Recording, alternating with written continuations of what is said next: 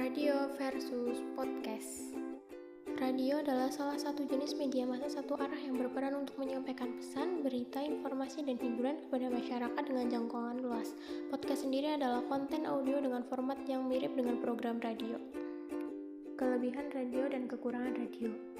Yang pertama, kelebihan radio lebih murah dan sederhana dibandingkan dengan media massa berlangganan lainnya.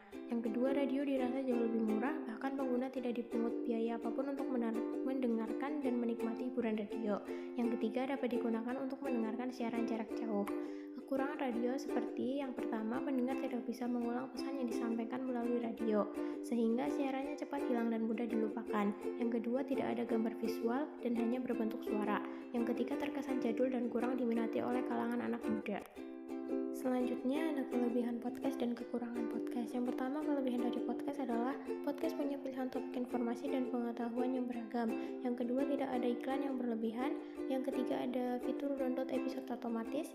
Yang keempat, gratis. Yang kelima, fleksibel.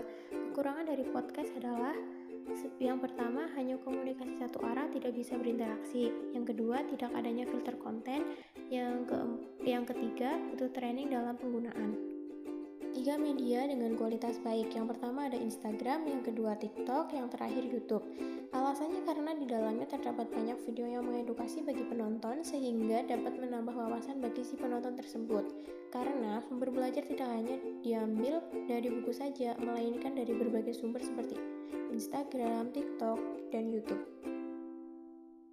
Terima kasih.